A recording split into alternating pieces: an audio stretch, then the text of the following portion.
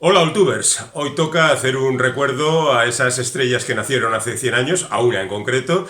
Vamos a recordar la figura de Doris Day, que nació el 3 de abril de 1922, es decir, hace 100 años, y que aunque ahora está totalmente olvidada, lo cierto es que en los años 50 y 60 fue una de las estrellas más taquilleras de Hollywood, es decir, de Hollywood, por supuesto, es decir, de todo el mundo, y sus comedias se convirtieron en un auténtico fenómeno. Justificado o no, lo cierto es que ella consiguió captar la atracción del público y de manera inexplicable, porque tampoco fue una gran actriz ni una gran cantante, se convirtió en un auténtico fenómeno. Se llamaba Doris Mary Ann Kappelhoff. Era de origen alemán, aunque sus padres ya nacieron en Estados Unidos. Ella nació en Cincinnati y empezó, pues como casi todas las estrellas de la época, cantando, primero en el colegio, luego en el coro.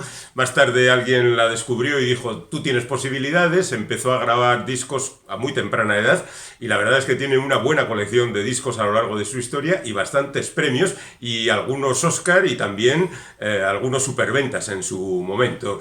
Estaba ella destinada a ser bailarina en principio porque tenía buenas condiciones, pero lamentablemente el día anterior de su primer trabajo en ese sentido tuvo un terrible accidente automovilístico que la tuvo apartada durante 3 años nada menos.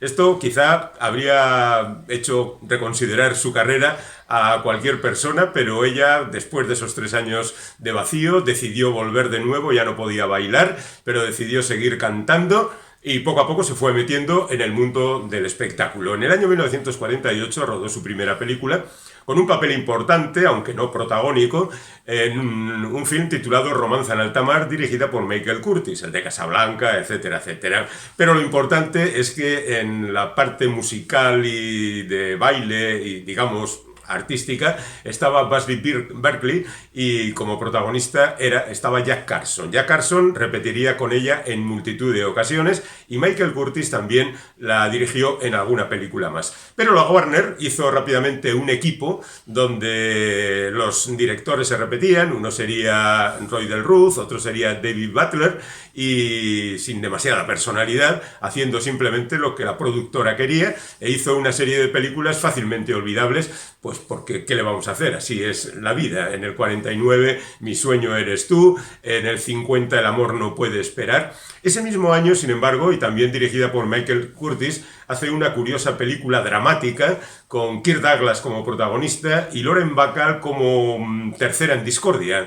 Es una película que consiguió bastante éxito en su momento, aunque ella decidió volver a las comedias, que era donde mejor se encontraba. T para dos, otra vez con Butler y con Gordon McRae como protagonista masculino. West Point Story con James Cagney, nada menos, que ya por aquel entonces era una auténtica estrella. En el 51 Aviso de tormenta, con guión de Richard Brooks y con coprotagonismo de Ronald Reagan, con el que dicen que tuvo un affair amoroso.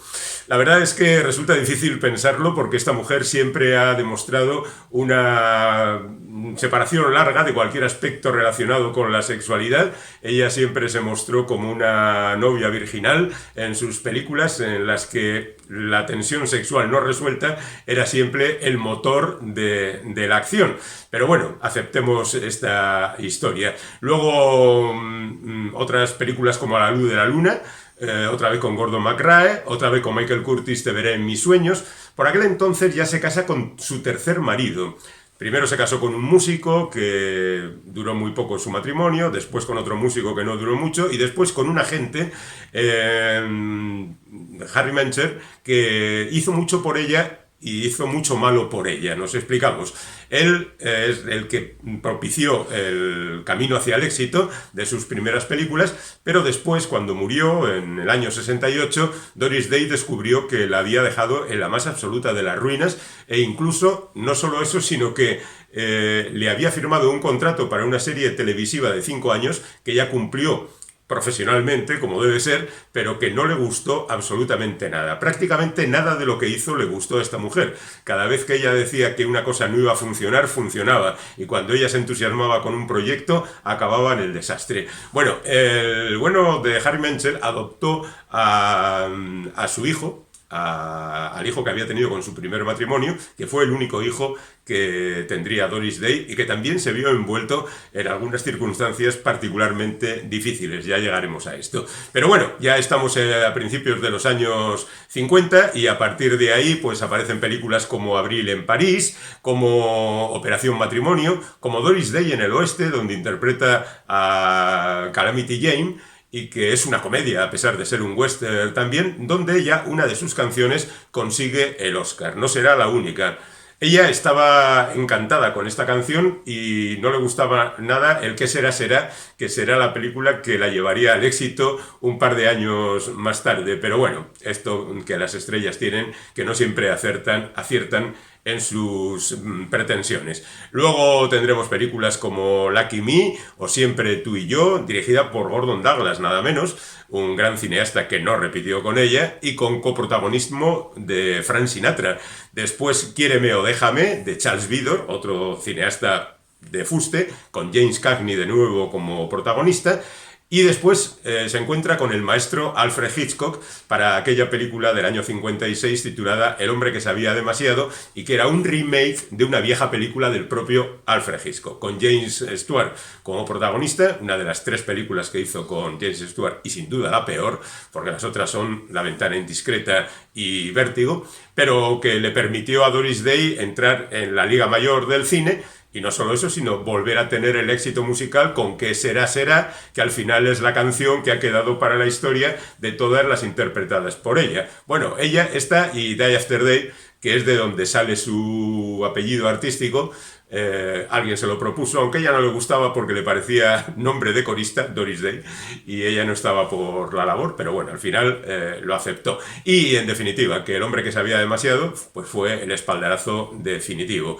Luego, ella pretendía también ser una actriz dramática consistente. Hizo El diabólico señor Benton, que fue un auténtico desastre y que definitivamente le dijo, mira, dedícate a otra cosa. Lo siguiente fue el musical de Pijama Game, juego de pijamas, que en Estados Unidos fue muy famosa, pero que entre nosotros no. Estaba por ahí la mano de Stanley Donen dirigiendo esta película, que es un musical muy famoso en Estados Unidos, pero no en otros lugares. Después de esto, pues tenemos películas como Enséñame a querer, donde comparte pantalla con Clark Gable. Empieza ya la búsqueda de un compañero perfecto para las películas de Doris Day.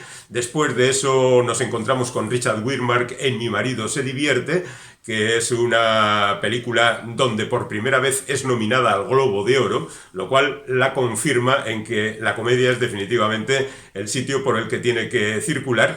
La indómita y el millonario, una película donde se empareja con Jack Lemmon, y a continuación hace la película que definitivamente la sitúa en el mapa y con la pareja perfecta. Hablamos de Confidencias de medianoche, donde, dirigida por Michael Gordon, comparte escena con el mismísimo Rock Hudson.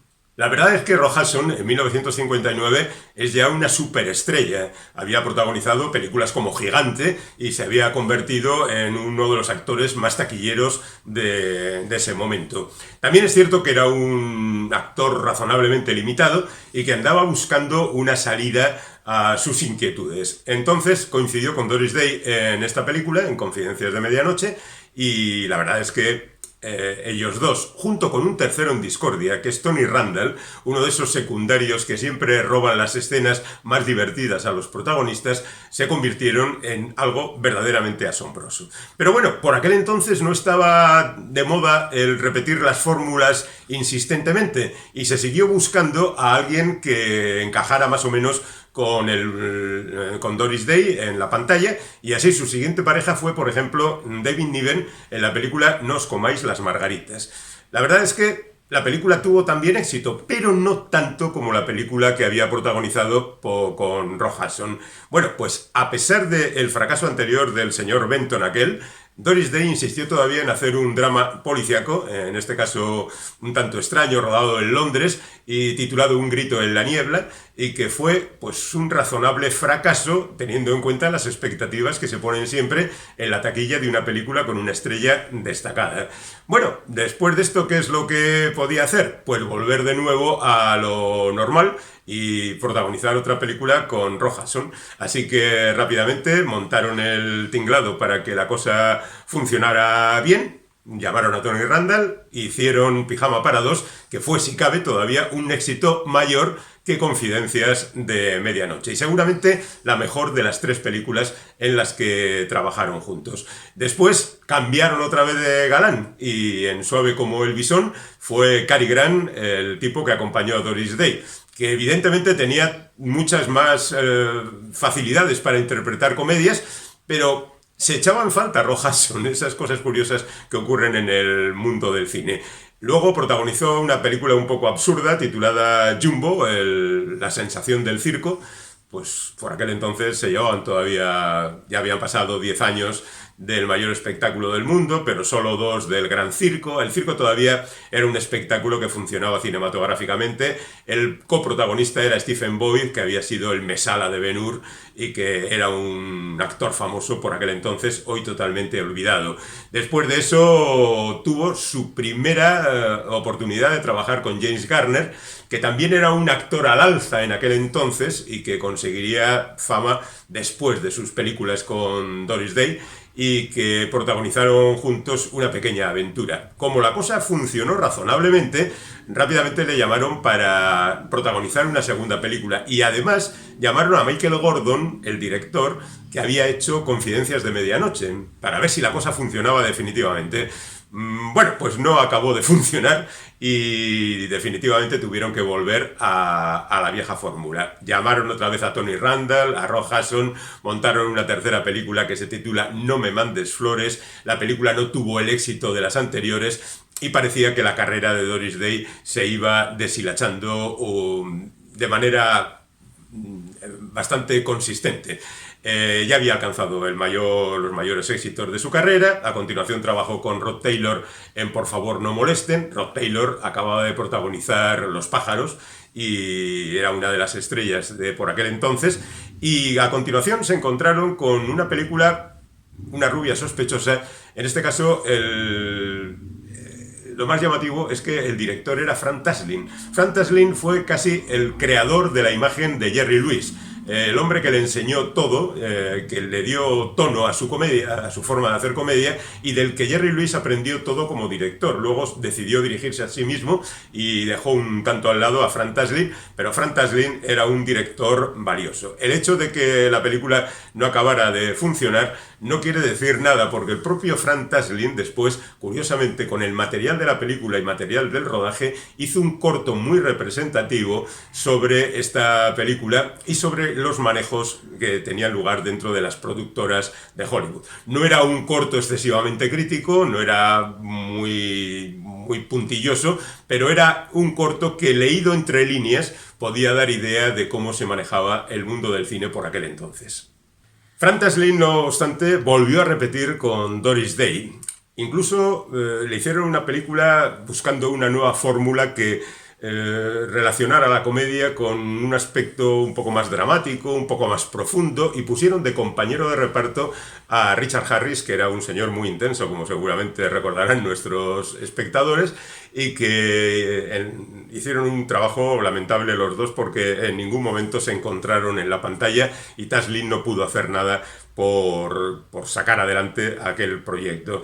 Es verdad que la propia Doris Day dice que fue su peor interpretación, teniendo en cuenta que no era una gran actriz. Pues la verdad es que esta debió ser tremenda. Yo no llegué a verla nunca, no sé, es una de esas películas que te pierdes y nunca echas en falta. Otra semejante, aunque esta sí la vi en su momento y es del mismo año, 1967, es Desafío en el rancho, quizás recordando que Doris Day en el oeste fue en su momento una de las películas revelación de Doris Day. Pues hicieron un western humorístico con Peter Graves y George Kennedy de compañeros. Kennedy todavía no había ganado el Oscar, no era alguien famoso. Bueno, la verdad es que la cosa iba derivando en un sentido ya muy catastrófico. Anoche, cuando se apagó la luz, hace referencia al apagón de Nueva York y pretende ser una comedia media de las que se hacían a finales de los 60, con Robert Morse, que era un actor bastante famoso por aquel entonces, y un cómico británico llamado Terry Thomas, que tenía la gracia de Chiquito de la Calzada,